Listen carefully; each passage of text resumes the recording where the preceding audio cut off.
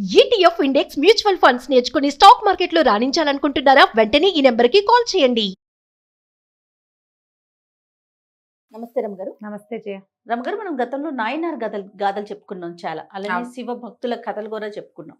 అలాంటివి ఏమన్నా ఉంటే ఒకటి. బోల్డన్ని కథలు, ఎన్ని కథలు చెప్పామో కదా. అవును. నాయనార్ గాథలు చెప్పుకున్నాము. తర్వాత ఏమో ఈ సిరియాళుడు, మార్కండేయుడు, చాలా మంది కథలు చెప్పాం.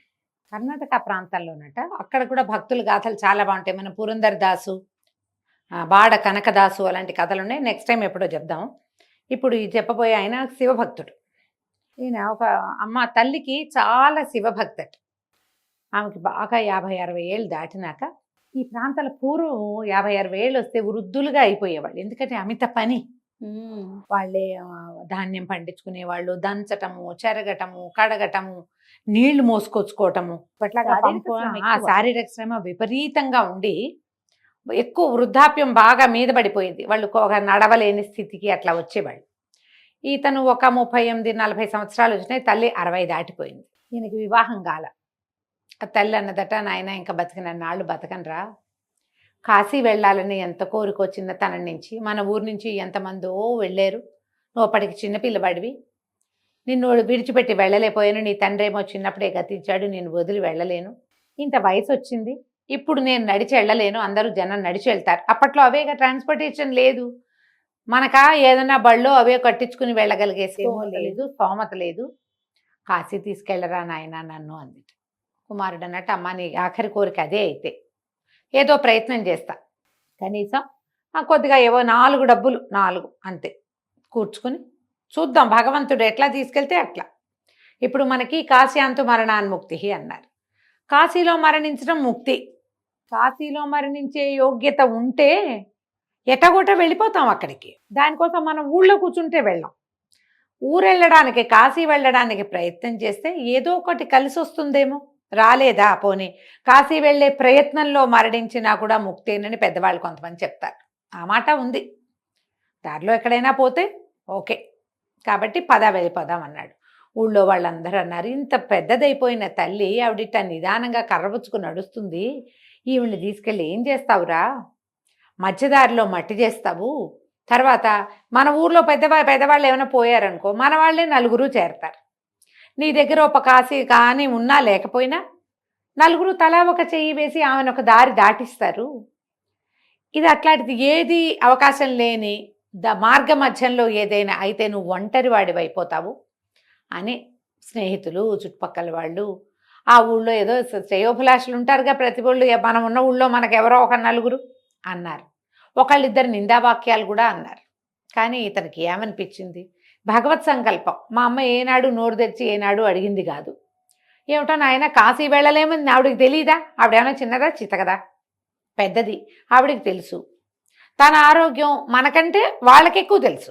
ఎవరి ఆరోగ్యం వాడికి తెలుసు కదా. నేను నడవగలను నడవలేను తెలుసు. తెలిసిన అమ్మ కాశీ కోసం అడిగిందంటే భగవత్ ప్రేరణ. భగవంతుడు ఈ దారి చూపించాడని ఇట్లాగే అందరికీ సమాధానాలు చెప్పాడు. అందరూ వీడు మెట వేదాంతం, శుష్క వేదాంతం, తెలివిగల మాట కాదు ఇది అన్నారు. ఇతను వినలా. మన భక్తుడు తల్లిని వెంబడి పెట్టుకుని వెళ్ళాడు. వెళ్ళేసరికల్లా ఏమైంది, నడిచారు. మార్గ మధ్యంలో ఏమైనా సత్రాలు ఉంటే తిన్నారు.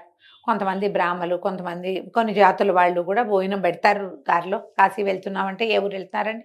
కాశీయా, మా పంచలో వండుకోండి, ఈ పొట్టు పడుకోండి, ఇదిగో ఈ కూర వేసుకోండి, పొయ్యి ఉంది, 2 గిన్నెలు ఉన్నాయి. అక్కడ అభ్యాగతల కోసం పొయ్యి ఉండి, ఒక పంచ ఉండి, గిన్నెలు ఉన్న వాళ్ళు ఆ రోజుల్లో కోకొల్లలుగా ఉండేవాళ్ళు. కాస్త తినగలిగి కొడవగలిగిన పరిస్థితి ఉన్న వాళ్ళందరూ కూడా ఈ ప్రయాణికుల సౌకర్యార్థము ఏదో ఒకటి ఏర్పరచడం ఆ కాలపు సంప్రదాయం, సంస్కృతిగా ఉండేది. ఇప్పుడు అసలు మనకి ఆ ఊహ కూడా లేదు, అసలు ఆ ధోరణి లేదు. ఇప్పుడు మన చిన్నప్పుడే పోయింది. ఎవరైనా చుట్టాలు వస్తే మనం హ్యాపీగా ఎంజాయ్ చేసేవాళ్ళం చేయ. ఇప్పుడు చుట్టాలు వస్తే మన పిల్లలు ఏమి ఎంజాయ్ చేయట్లా. వీళ్ళు ఎప్పుడు వెళ్తారు, మన గదులు ఆక్యుపై అయిపోయినాయి ఏడుస్తున్నారు. అట్లా వచ్చేసింది కాలం. ఫోన్ చేయకుండా ఎవరింటికైనా వెళ్ళే పరిస్థితి ఉందా మనకైనా? ఏ ఫ్రెండ్ ఇంటికి వెళ్ళలేం కదా, ఆ పరిస్థితికి వచ్చాం. ఇదివరకటి కాలం అది. ఈ వెళ్ళే దారిలో ఇతను కొన్ని చోట్ల వండాడు. ఆ 1-2 కుండలు, 2 గుప్పెళ్ళ బియ్యము తీసుకుని దారిలో ఎక్కడో చోట పొంగించుకుని అందులో కాస్త ఉప్పు వేసుకుని, ఏ దారిలోనో కాస్త మజ్జిగ దొరికితే మజ్జిగ అన్నం తింటూ అట్లా తల్లిని తీసుకుని వెళ్ళాడు. ఎంత దూరమో వెళ్ళిన తర్వాత తల్లి ఇంకా నడవలేని పరిస్థితి వచ్చింది. నేను నడవలేనురా అయ్యా, నా వల్ల కావటం లేదు అని. ఇతను ఏం చేశాడు, అమ్మ నేను నిన్ను భుజాన్ని ఎక్కించుకుని వెళ్తానమ్మా అని తల్లిని మన పిల్లల్ని ఇట్లా జోల్లో వేసుకుంటారు కదా, అట్లా జోలిలాగా వేసుకుని వెనక నుంచి భుజాలకు తగిలించుకుని నడవటం మొదలుపెట్టాడు. ఆవిడ శివ శివ శివ శివ అంటూనే ఉండేది ఆ తల్లి. పరమేశ్వర పాహిమాం రక్షమాం అనేది. ఇతను కూడా నిరంతరము శివనామస్మరణ. కొద్ది రోజులు నడిచాడు తల్లిని భుజాన్ని వేసుకుని. ఇతను మెల్లిగా అతని శక్తి కూడా సన్నగిల్లిపోతోంది. సరైన ఆహారం లేదు. ఆహారం లేదు, నడక స్లో అయిపోతోంది. తల్లి తను నడిచినప్పుడు కొంచెం పర్వాలా, తల్లిని తనే మోసుకుంటూ నడవటం. భగవంతుడు ఏ సహాయం చేస్తాడా, ఎలా సహాయం చేస్తాడా అనుకుంటున్నాడు. ఒకనాటి సాయంకాలం చీకటి పడేసరికి వాళ్ళు ఒక అడవి దారిలో ఉన్నారు. ఇంకొంచెం వెలుగున్నంత వరకు నడిచి ఎక్కడైనా ఏ చెట్టు కిందైనా పడుకోవాలి.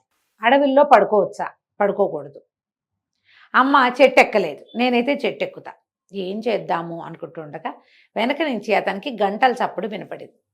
దారి కొంచెం పక్కకు తొలిగి ఏమిటా అని చూశాడు. ఒక బండి, ఒంటెద్దు బండి ఒయ్యారంగా వస్తోంది. సాధారణంగా ఒంటెద్దు బళ్ళు చిన్న చిన్న ప్రయాణాలకి వాడతారు. ఒంటెద్దు బండి పెద్ద ప్రయాణాలకు వాడరు, పై ఊళ్ళు వెళ్ళేవాళ్ళు కాదు, ఊరికే ఇక్కడి నుంచి అక్కడికి అట్లా ఊరు జస్ట్ పక్క ఊరు అంతే. కానీ ఆ ఒక్క ఎద్దున్న బండి ఒక ఆయన తోలుతున్నాడు. అతను చల్లగా ఉంది వాతావరణం, చలి మొదలైంది.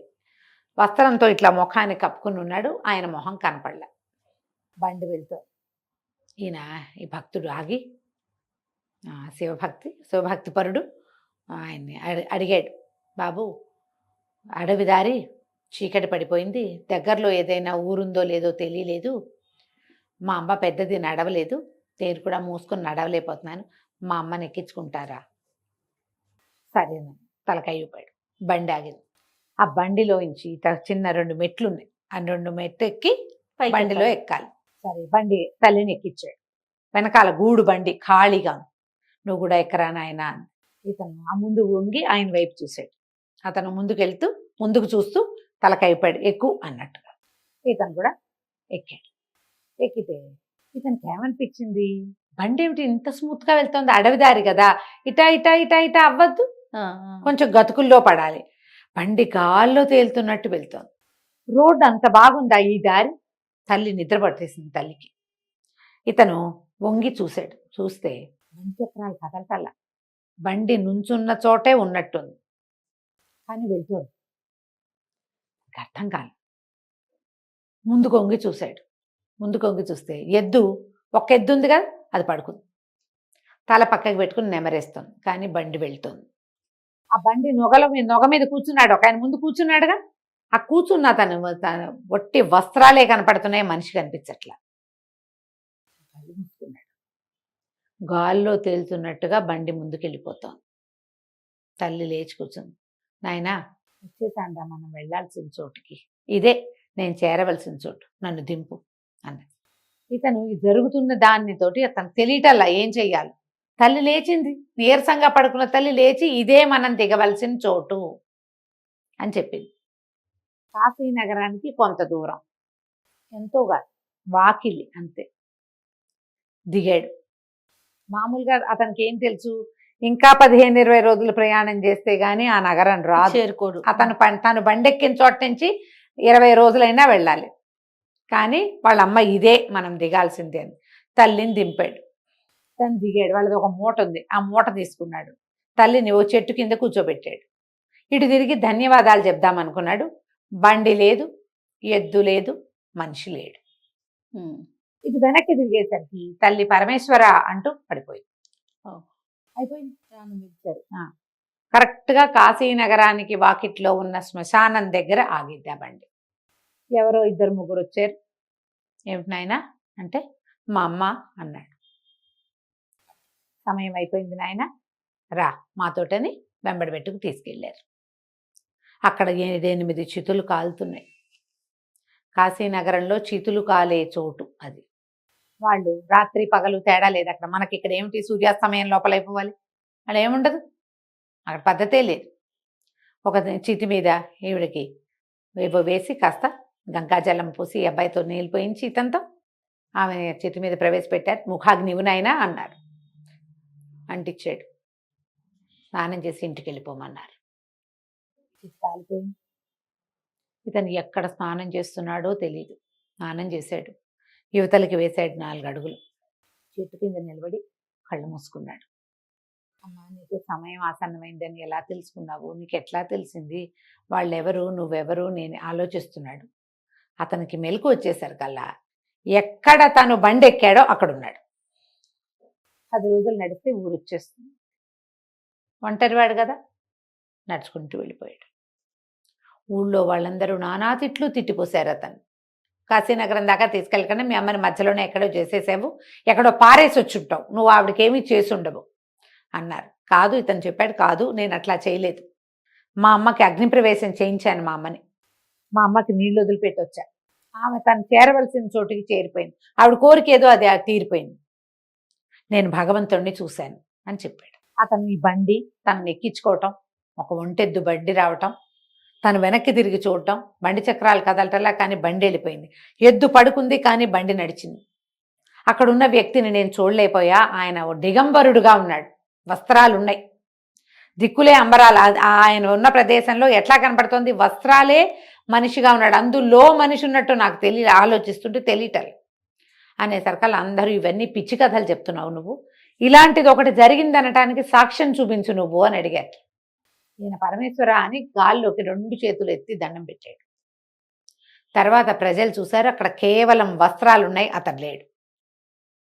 అతను ఆ వస్త్రాలే నడిచి వెళ్తున్నట్టుగా కనపడదు, కానీ ఆ వ్యక్తి నడుస్తున్నట్టుగా ఎవ్వరూ ఆ ఊళ్ళో చూడలేదట. తర్వాత కాలంలో ఆయన ఈ ప్రాంతంలో శూన్యముఖుడు అనే పేరుతోటి ఒక మునిగా చాలా కాలం జీవించి ఉన్నాడట. శూన్యముఖుడు, ఆయన కనపడ్డు కానీ ఆయన వస్త్రాలు ఉన్నాయి. ఒక మనిషి ఉన్నట్టు తెలుస్తుంది వాళ్ళకి, వ్యక్తి పొలకువ తెలుస్తుంది. ఆయన ఎవ్వరికీ కనిపించడు. ఎంతకాలమో ఆయన తపస్సు చేసుకుని తమున్న ప్రాంతంలోనే తర్వాత సిద్ధి పొందాడని చెప్తారు. శూన్యముఖుడు ఆయన పేరు. ఎలాంటి కథలు ఉన్నాయి చూడు.